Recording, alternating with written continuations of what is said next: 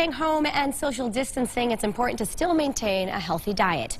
Clinical registered dietitian from the Bone and Joint Institute, Christopher Barrett, joins us. Christopher, thanks for making time for us. Hi, how you doing? Not too bad. So this can be a difficult issue here, trying to have a healthy diet while still maintaining that social distance. Do you have any suggestions?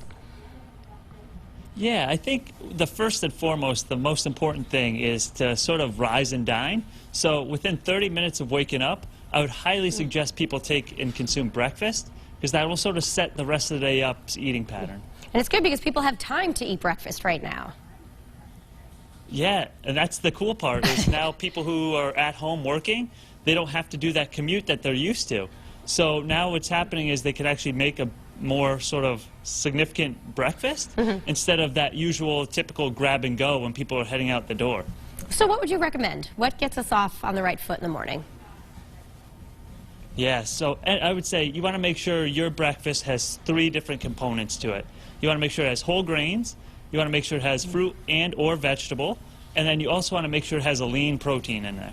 All right, and as we head out to the grocery store or we get the deliveries, what are some of the best foods to have on hand while we're all staying at home?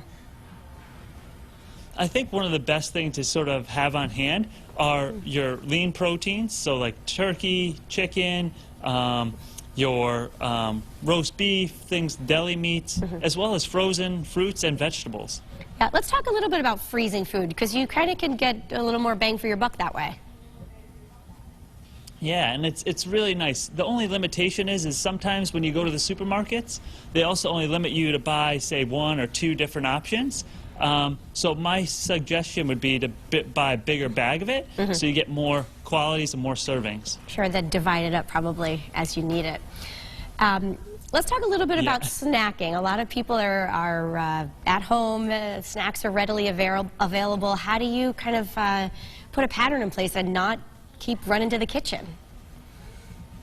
I think one of the biggest things that people experience is every once in a while, sporadically throughout the day, many people will sort of be standing in front of the refrigerator looking for that new snack, or that snack that they sort of said, oh, I think I could really go for that.